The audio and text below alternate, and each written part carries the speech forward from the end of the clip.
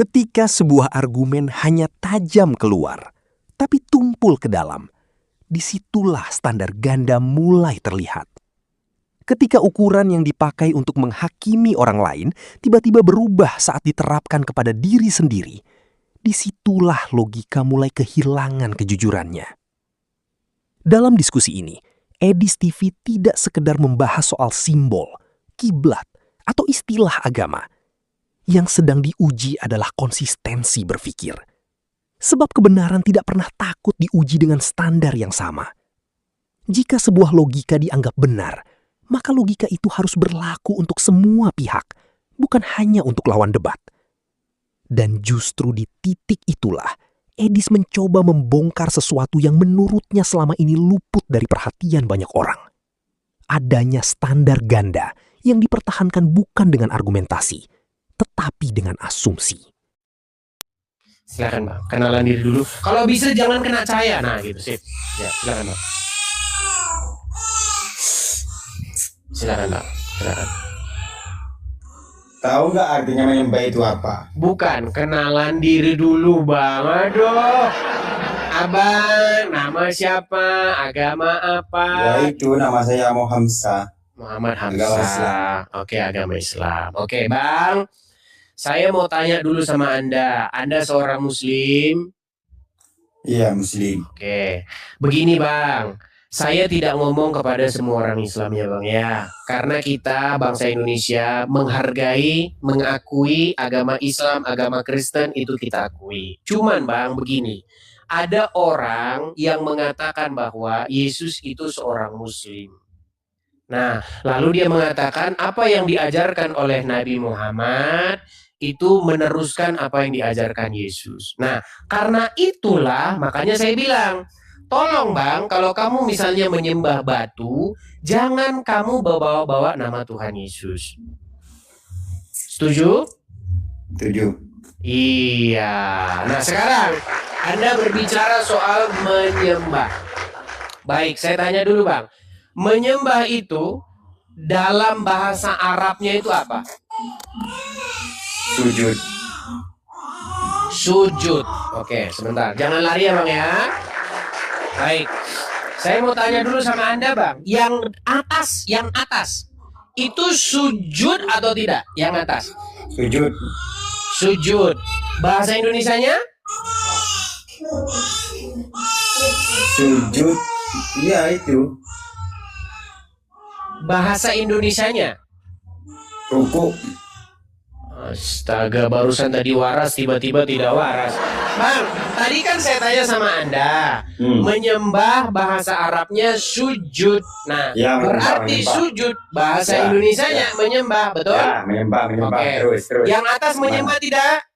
Menyembah terus. Apa yang dia sembah? Ya itu apa yang dilihat? Ya, apa yang digambar ini apa? Patung, betul? Patung. Ya. Oke. Yang tengah menyembah, yang bawah dulu, jangan yang tengah, jangan. Yang bawah menyembah tidak? Sama menyembah. Menyembah apa? Ya itu. Orang-orangan, Bang. Orang-orangan. Nah, sekarang jangan langsung mulai ya, jangan sampai kita nanya. Pertanyaannya, yang tengah menyembah tidak? Menyembah. Menyembah apa? Menyembah Tuhan. Mulai.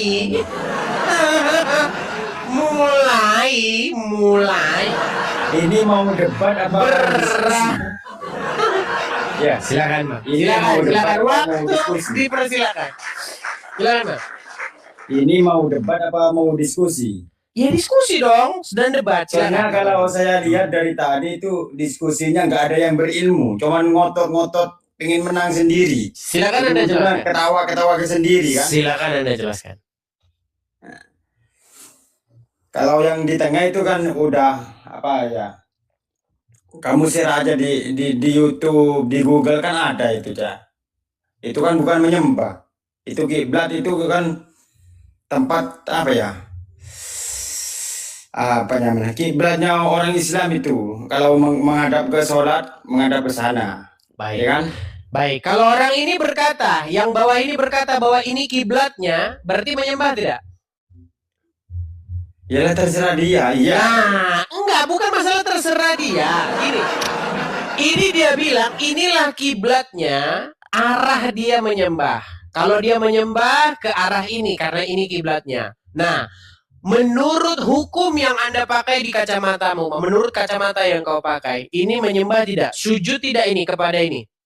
Sujud. Sujud, menyembah tadi kepada ini. Yang atas, sujud, menyembah kepada ini, betul? Gini bang. Iya betul. Tenang. Kenapa yang bawah, yang tengah tiba-tiba tidak? Ya karena beda. Karena Kalau beda. Islam, menyembah dari laut, Mulai. menyembah ke barat. Ya kan? Mulai. Oh mulai sih. Loh ya iyalah, itu namanya standar ganda. Anda itu standar ganda. Kalau ada orang berkiblat kepada pohon begini-begini, Anda bilang nyembah pohon. Kalau ada orang kiblat kepada patung gini-gini, Anda bilang sembah patung. Tapi kalau ada kiblat kepada batu hitam begini-begini, Anda bilang oh itu beda. Namanya mulai.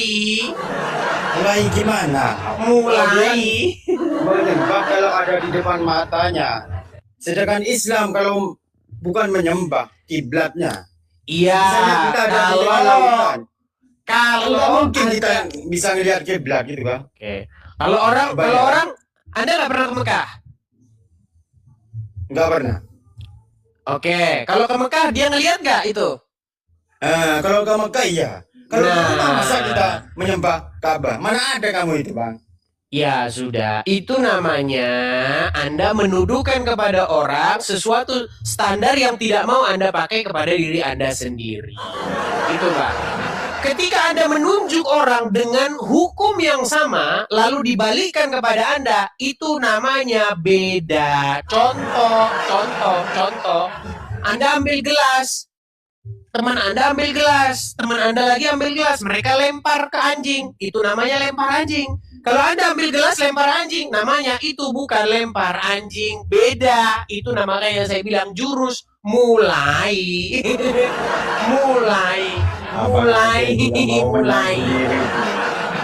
Udah jelas kok di kami bukan menyembah. Ya, Kiblat. penjelasannya. Tahu kiblat Penjelasannya. kamu kan?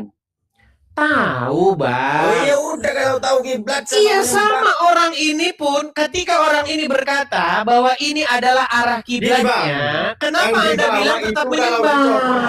dicopot ya kayunya ditaruh semisalnya di Afrika sana mau nyembah apa dia? Gimana? Kalau semisalnya itu pohonnya dicopot, Hmm. nah ditaruh ke Afrika, mana tahu dia mau nyembah apa? Ya sama seperti kamu. Kalau misalnya ini baju ada raswa dicopot Itu kan dipindah ke bukan- Afrika, bukan kamu yang kiblat. bawa. Sama. Kalau yang dipindah ke kiblat, Bang. Mulai. Ya sudah Bang, belajar dulu lagi lah ya. Yang penting Kamu yang ya. belajar kok orang ngotot bukan Ya debat. argumenmu cuma begitu saja, cuman pokoknya bukan, Ya, bukan. Pak, Yang apa apa? orang kamu nggak pakai ilmu kok nggak ada Ya dasar. sudah, coba jelaskan. Sekarang jelaskan. Kenapa yang atas menyembah dan Anda melakukan gerakan yang sama persis? Itu cuma bajunya aja ditukar itu. Bajunya yang ditukar. Kenapa itu jadi tidak menyembah? Silakan. Menyembah kok yang tengah juga menyembah. Oke. Ketika menyembah, Tapi kiblat. oke. Ketika yang bawah juga mengatakan bahwa ini kiblat, kenapa kamu katakan menyembah yang kiblatnya itu? Kalau dia ditaruh di Afrika sana mau nyembah apa itu? Tahu kiblat? Ya kalau kamu taruh di Afrika ini juga kamu mau nyembah apa? Kalau ini Kalau yang di itu tengah sebenarnya ini tahu dibuat di kiblat Afrika, kamu mau nyembah apa? Hah? Coba kamu mikir, kamu jawab dulu. Itu mau menyembah apa? Coba. Belajar dulu bang. Bang Ahmad. Belajar dulu kamu bang. Oke lah, Bang Hamzah. Tempatnya Saya tiap cuma malam itu saya- terus patung terus nyembah terus. Tapi Ya itu memang karena aja. itu kalian gimana? Nggak ada ilmu. Oke, Bang Hamzah. Tapi saya mau katakan begini Bang Hamzah. Lebih parah sebenarnya Anda. Kenapa saya katakan lebih parah? Begini. Kalau yang di bawah ini, dia ketika Itu mencium-cium terus patung, ngomongnya. tidak percaya bahwa patung ini bisa menghapuskan Kamu tahu dosanya. nggak artinya sujud itu menyembah Oke. itu apa? Coba saya tanya. Ketika Bahasa Anda- Indonesia menyembah itu apa? Tadi kan Abang sudah bilang, Menyembah bahasa Arabnya sujud. Sujud ya bahasa Arab, bahasa Indonesia Bukan cuma menyembah. sujud menyembah itu. Kita takluk. Kita Ya menghormati sudah. itu menyembah namanya. Oke, sekarang saya tanya, apakah Anda Aduh, menghormati dari Hajar tadi Aswad? Paham. Anda menghormati Hajar Aswad nggak? Apa? Apakah Anda menghormati Hajar Aswad? Menghormati gimana saya? Orang ada di rumah. Tidur kau di bawah sana. Ya, kamu Tidur, iya tidur tidur lah. di bawah sana, tidur di bawah sana. Apakah kamu menghormati Hajar Aswad? Menghormati gimana saya? Orang saya ada di rumah. Berat saudara-saudara. Sulit memang kenyataannya ya, berat. Kita kasih naik yang berikutnya ada Mas Khoirul. Silakan Mas Khoirul. Gak ada yang bermutu para penyembah patung Maria. Gak ada yang bermutu. Khoirul silakan nyalakan kamera. Baik, bentar pakai baju dulu. Bermutunya kalau ngisap rokok, bermutu ahli dia. Nggak berhenti itu. Gudang garamnya itu langsung nggak berhenti. Silakan, nyalakan kamera dulu. Ya bentar bang. Silakan. Pakai baju. Mana nih hidupnya? Saya bantu dari sini. Silakan. Oke, udah simpan.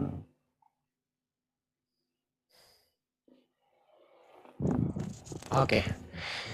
Cari posisi yang bagus dulu bang, biar kita diskusi yang baik ya bang ya. Diskusi yang baik. Ini Posisinya, coba posisinya kayak seperti saya ini loh bang. Ya harus sebelum naik tuh pakai baju dulu bang. ya Oke. Ayo kenalan diri dulu bang. Abang yang atas, yang tengah atau yang bawah? yang atas, yang tengah, apa yang di bawah? Aku muslim bang, muslim aku. Muslim. Berarti yang tengah ya. Oke, siap. Oke, silakan bang. Apa yang mau bang sampaikan? Aku cuma mau bertanya bang. Apa itu pertanyaannya? Pertanyaannya adalah Nabi Isa sama Tuhan Yesus itu satu pribadi atau dua pribadi? Baik. Satu Jadi, orang apa dua orang gitu menurut Baik. diri sendiri? Baik, Silakan dijawab. baik. Jadi kalau mau jawaban simple, jawaban ringkas, Isa itu adalah Yesus palsu, bang. Yesus palsu. Agak sedikit geser, bang. Jangan begini loh, lama-lama nanti hilang. Tengah lah, bang. Gini loh. Nah, Ya, siap. Kenapa saya bisa mengatakan bahwa Isa itu Yesus palsu? Gini. Oke. Kita jangan membuktikan secara dogma, jangan membuktikan secara iman. Nanti kita nggak ketemu. Kita harus membuktikan dari kacamata ilmiah dan historik ya. Begini.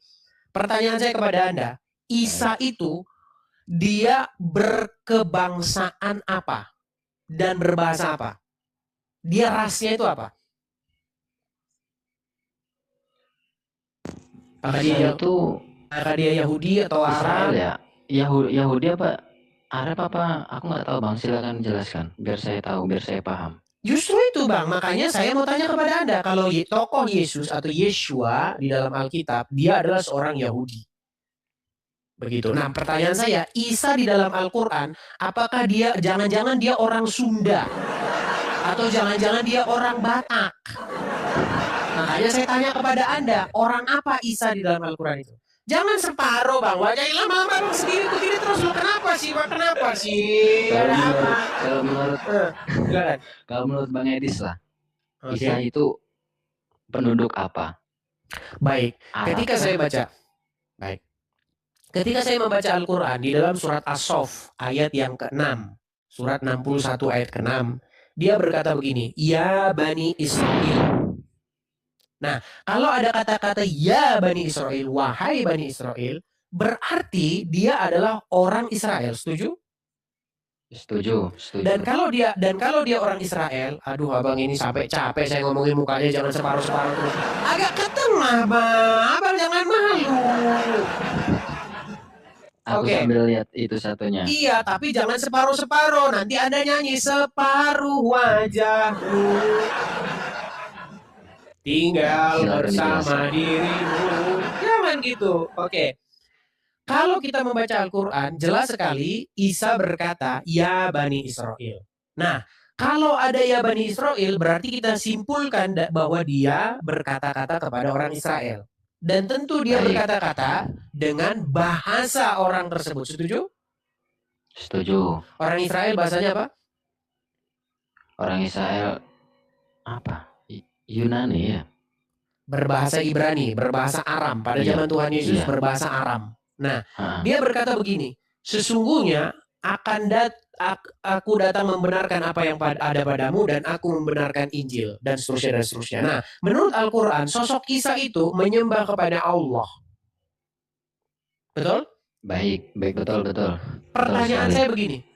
saya begini. Allah itu kosakata bahasa apa? Arab. Ada nggak orang lain, suku bangsa lain yang menyebut-nyebut Allah sebelum dia Tidak terpengaruh ada. oleh Islam?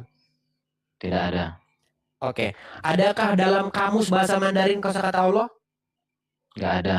Adakah dalam bahasa Jepang? Nggak ada. Adakah dalam bahasa Indonesia? Nggak ada. Adakah dalam bahasa Ibrani? Nggak ada. Pertanyaan saya, bagaimana mungkin sosok Yesus yang berbahasa Ibrani keluar dari mulutnya kosakata Allah? Iya juga ya. Iya, gampang.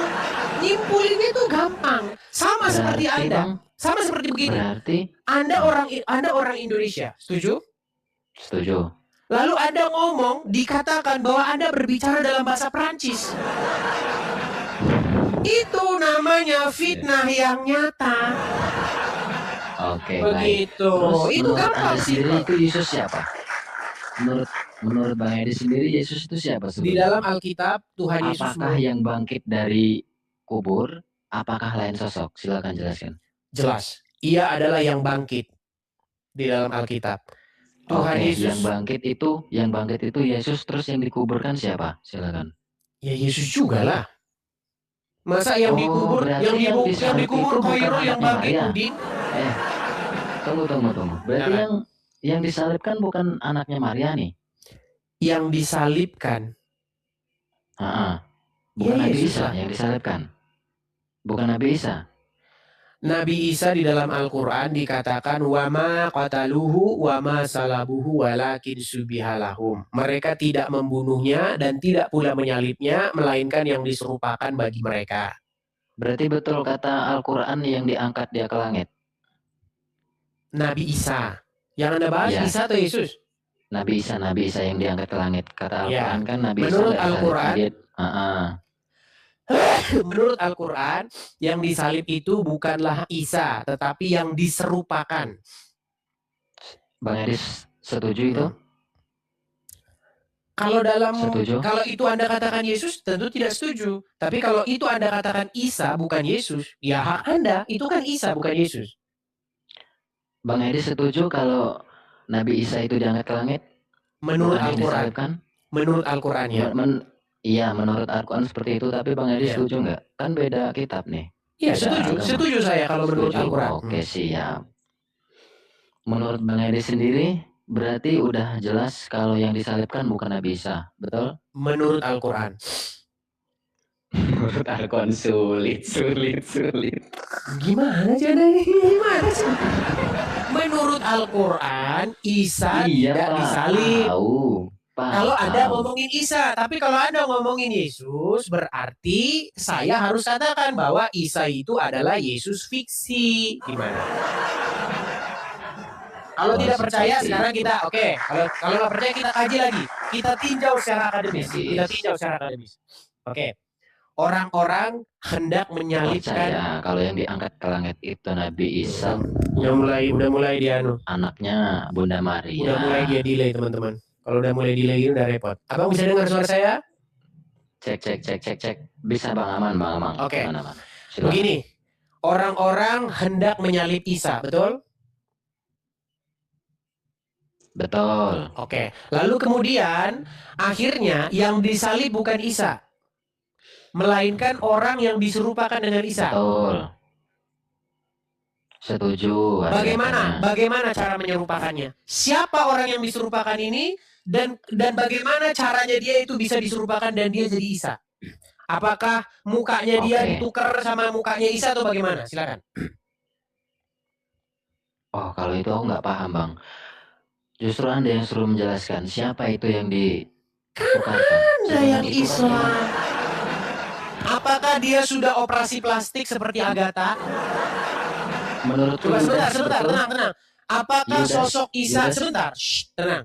Apakah sosok yang hendak disalibkan itu berubah wajahnya menjadi Isa? Apakah dia dioperasi plastik seperti Agatha? Silakan. Tidak. Oke, lalu bagaimana bisa mukanya jadi muka Isa? Nggak tahu ya, zaman dulu itu. Nah, berarti Anda tidak Nggak bisa tahu aku. mempertanggungjawabkan iman Anda. Oke, sekarang begini. Apakah orang yang mukanya berubah jadi wajah Isa ini, dia tidak punya keluarga? Punyalah. Oke, kalau dia punya keluarga, kenapa bapak ibunya, istri, anaknya nggak nyariin dia? Kemana si Fulan? Kenapa si Fulan tiba-tiba hilang? Itu yang pertama. Kemudian kejanggalan yang kedua, ketika mereka mengatakan bahwa itu Isa, padahal bukan Isa. Pertanyaan saya, siapa yang merubah dia menjadi Isa? Nggak tahu, macet ah. Nah, bingung lagi. Makanya, Menurut Bang Edis, justru Anda siapa? ini, ibarat kata gini, Anda ini Nggak gini, poinnya aja. Menurut Bang Edis sendiri, siapa itu yang diserupakan? Nggak Yang ada sebenarnya nggak ada. Makanya saya bilang kamu bingung Terus? jelasinnya. Sama seperti begini. Contoh, semua orang Indonesia tahu bahwa Bung Karno lah yang memproklamirkan kemerdekaan negara Republik Indonesia. Setuju? Negara Kesatuan Republik Indonesia. Oke? Setuju. Oke. Oke. Lalu yang lebih ngerti sejarah orang Indonesia atau orang Uruguay? Orang Indonesia. Oke, datanglah orang Uruguay 700 tahun setelah proklamasi kemerdekaan Indonesia dan berkata begini, sesungguhnya yang memproklamirkan kemerdekaan Indonesia bukanlah Bung Karno. Terus ditanya siapa? Pokoknya bukan. Loh, gimana ceritanya? Anda mau ngoreksi kok malah Anda nggak bisa kasih jawaban. Kalau ngoreksi itu artinya yang dikoreksi lebih jelas. Harusnya seperti itu. Ini ngoreksi, tapi yang ngoreksi malah lebih nggak jelas ketimbang yang dikoreksi. Kalau orang mau membantah kalau orang mau membantah bahwa presiden pertama Indonesia bukan Bung Karno, harusnya Anda kasih jawabannya. Nah ini Anda cuma bisa bantah saja, pokoknya bukan. Itu namanya blow or gimana? Oke, kalau kayak Yesus yang disalib siapa? Jawab siapa? Yudas. Mana ayatnya? Saya Yudas. Ayatnya mana? Ayatnya nggak ada. Silakan tunjukkan. Iya, berarti kamu ngarang bebas. Makanya saya bilang, dan tiadalah kamu selain daripada orang-orang yang nekat. Dan siapakah yang nekat itu? Yaitu mereka yang berkata sesuatu yang tidak ada di kitabnya. Dan sungguh mereka itu tiada lain tempatnya adalah di neraka jahanam. Gitu. Siapa Bang Edis yang menurut Bang Edis disalibkan siapa? Yang disalibkan itu jelas Yesus, Yeshua. Bagaimana Yang detailnya? Ada di dalam Alkitab. Detailnya itu ada.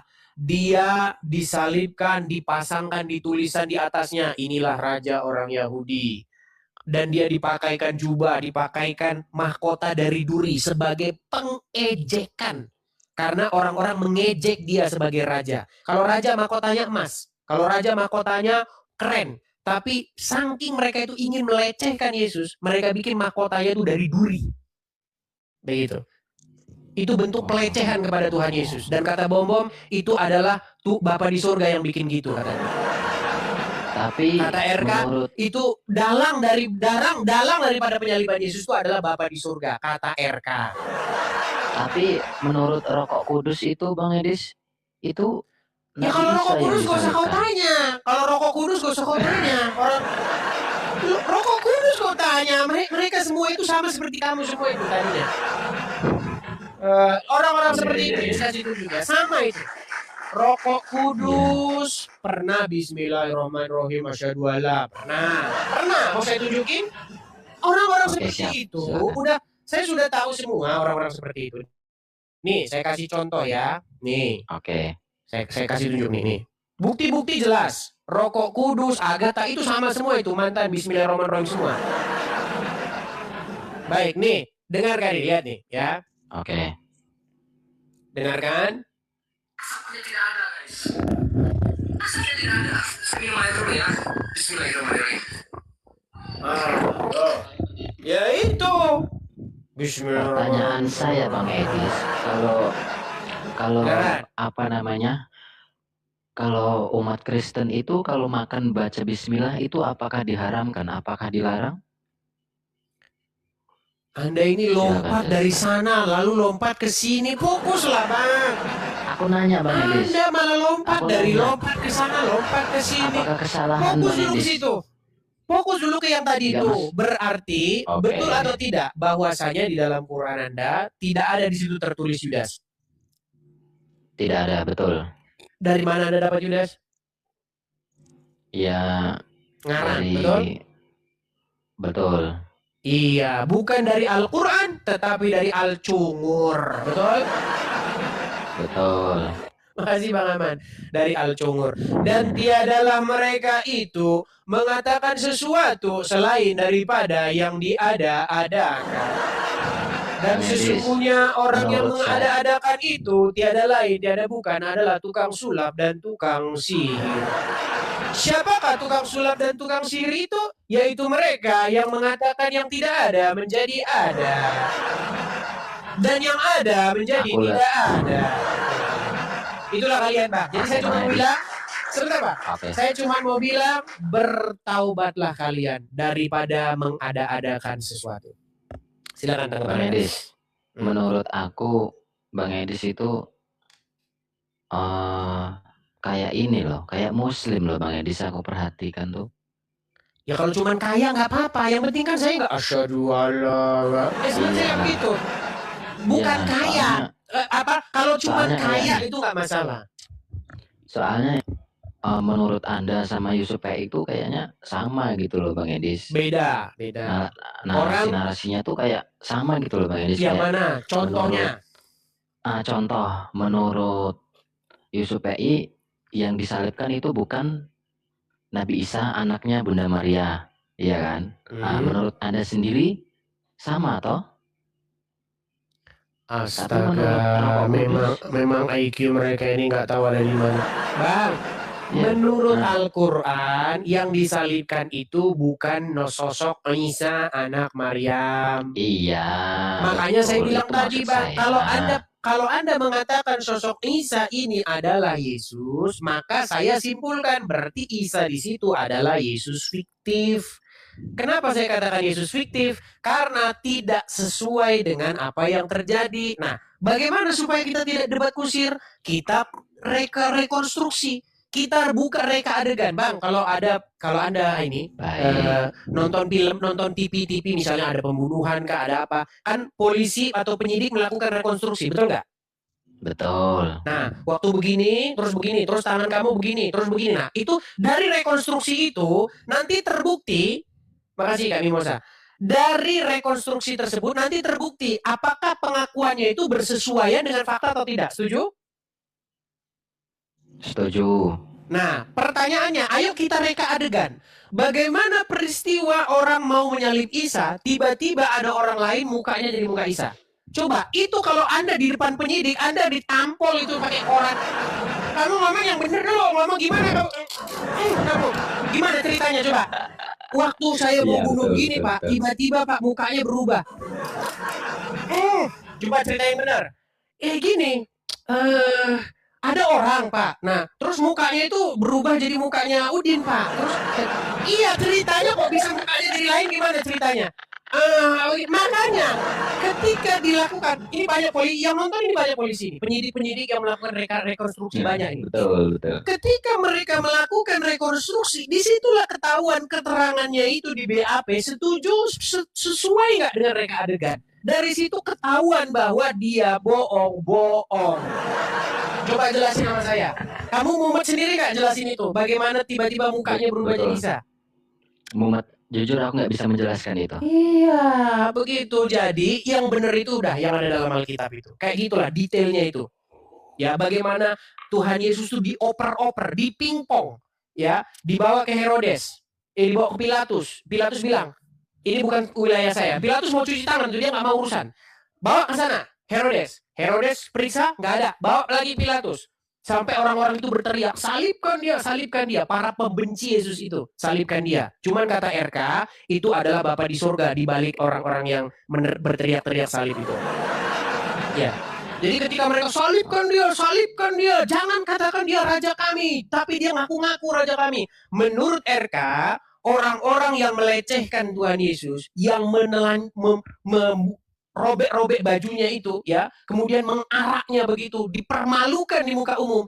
Menurut RK, Bapa di surga lah yang ada di balik semuanya itu, yang merancangkan semua itu.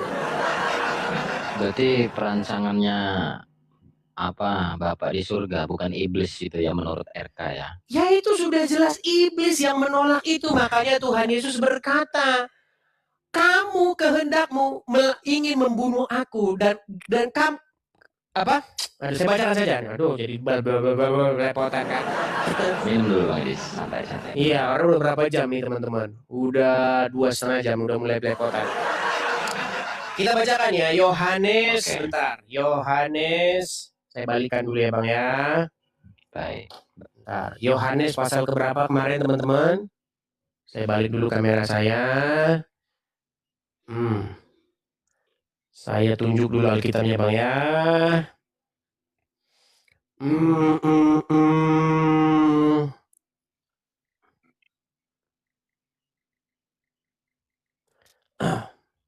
Yohanes pasal berapa teman-teman? Yohanes 8. Oke, Yohanes 8 ya.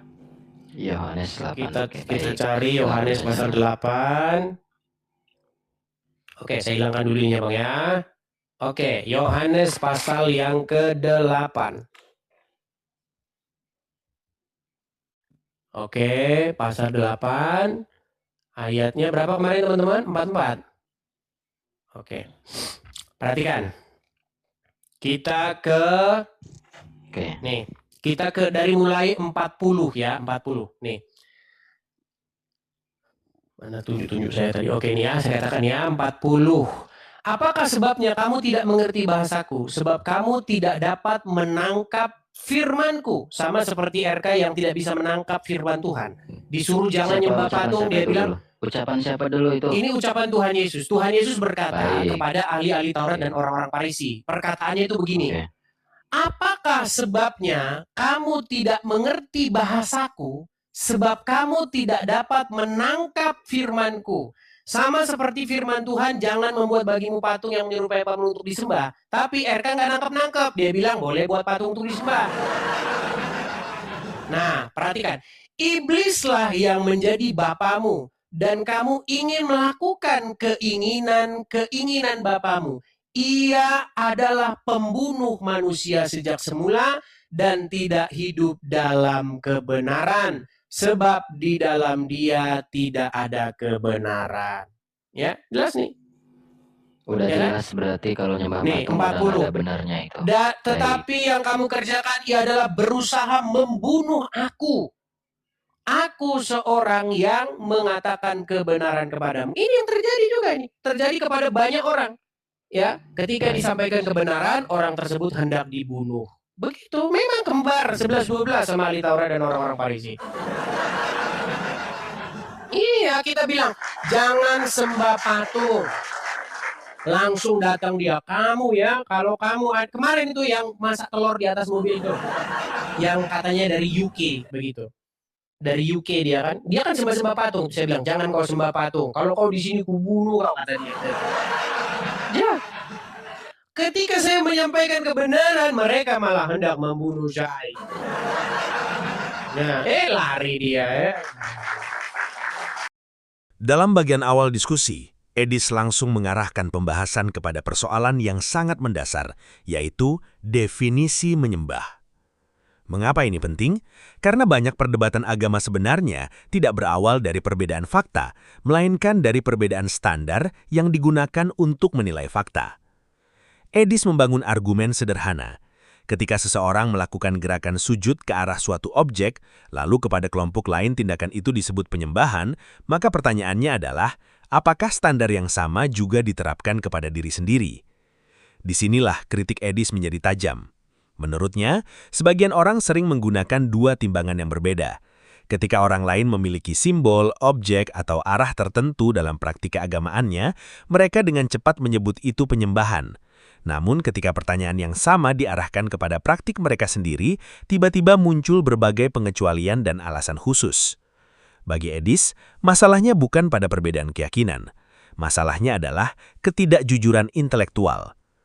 Kalau sebuah tindakan dianggap salah karena alasan tertentu, maka alasan itu harus berlaku universal, tidak bisa berubah hanya karena pelakunya berbeda. Disinilah ia menyebut adanya standar ganda. Seseorang tidak bisa mengklaim dirinya objektif jika aturan yang dipakai hanya berlaku untuk lawan debat, tetapi tidak berlaku untuk dirinya sendiri. Dan inilah salah satu kelemahan terbesar dalam banyak polemik agama modern. Orang terlalu sibuk mencari kesalahan kelompok lain, tetapi kehilangan keberanian untuk menguji keyakinannya sendiri dengan ukuran yang sama ketatnya.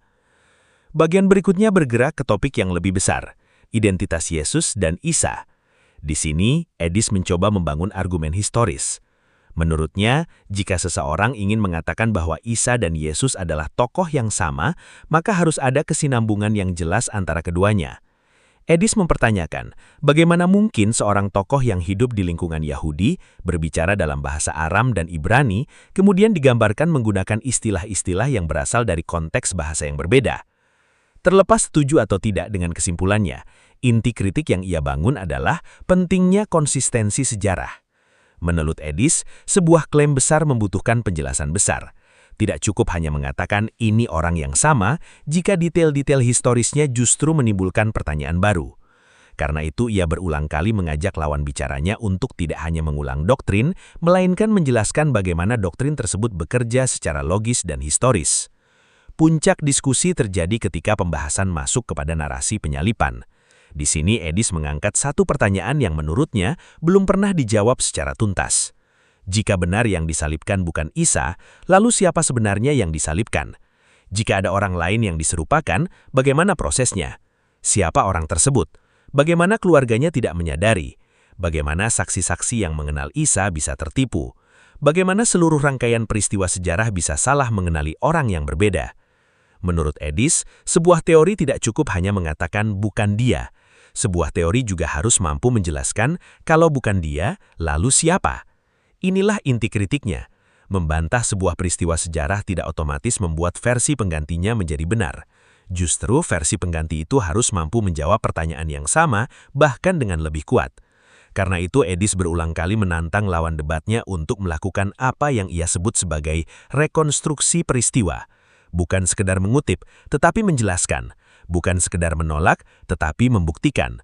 Karena menurutnya, jika sebuah narasi tidak bisa direkonstruksi secara logis, maka narasi tersebut akan sulit dipertahankan ketika diuji kritis.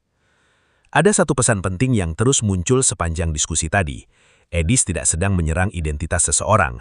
Yang ia serang adalah cara berpikir yang menurutnya tidak konsisten. Sebab baginya, perdebatan tidak akan pernah menghasilkan apa-apa jika setiap pertanyaan dijawab dengan pengalihan isu. Ketika ditanya siapa yang disalibkan, jawabannya tidak boleh berpindah ke topik lain. Ketika diminta menjelaskan sebuah klaim, jawabannya tidak boleh berubah menjadi pertanyaan baru. Karena kebenaran tidak dibangun dengan menghindari pertanyaan. Kebenaran justru semakin kuat ketika pertanyaan-pertanyaan sulit berani dihadapi. Dan menurut Edis, itulah yang membedakan antara keyakinan yang siap diuji dengan keyakinan yang hanya ingin diterima tanpa pemeriksaan. Ingat, perdebatan yang sehat bukanlah soal siapa yang paling keras berbicara, bukan siapa yang paling banyak mengutip, dan bukan siapa yang paling pandai mengalihkan topik.